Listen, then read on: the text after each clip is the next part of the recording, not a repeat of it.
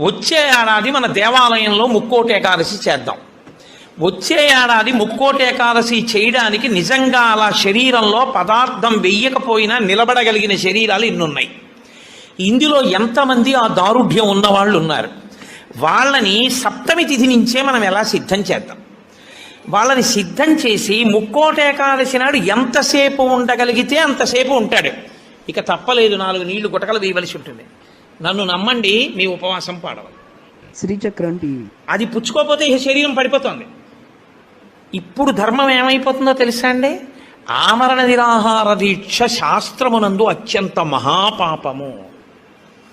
మీ శరీరం పడిపోయే వరకు మీరు మీ ఏమీ తినను ఏమీ తాగదు అని భీష్మిస్తే ఆ వ్రతఫలం ఇవ్వరు, పిశాచత్వం ఇస్తారు.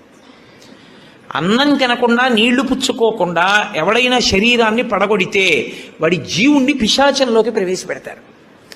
అందుకని ఇప్పుడు మీ ప్రయత్నం మీరు చేశారు, ఇక శరీరం పడిపోతుంది, తప్పదు, నీళ్లు పుచ్చుకోవాలి. ఇప్పుడు మీరు ఎంత నీరు తాగితే శరీరం నిలబడుతుందో అన్ని నీళ్లు తాగారు, అది ఉపవాసంలో అంతర్భాగం అయిపోతుంది. శ్రీచక్రం టీవీ. ఇప్పుడు ఒక్క అరటిపండు లోపల వేయకపోతే శరీరం నిలబడదు. ఓ అరటిపండు లోపల పడేశారు, మీకు ఉపవాసమునకు భంగము రాదు. కాబట్టి గురుముఖత చాలా జాగ్రత్తగా శాస్త్రము చెప్పిన నియమములను బాగా విని అసలు దాని మీద తర్ఫీదు ఏడాది మొదలుపెట్టారనుకోండి, మీరు చాలా తక్కువ మందితో మేము ఇలా చేస్తాం అన్న సంకల్పం 1. 2, అన్నిటికన్నా ప్రధానంగా దృష్టిలో పెట్టుకుని చెయ్యవలసింది ఏమిటో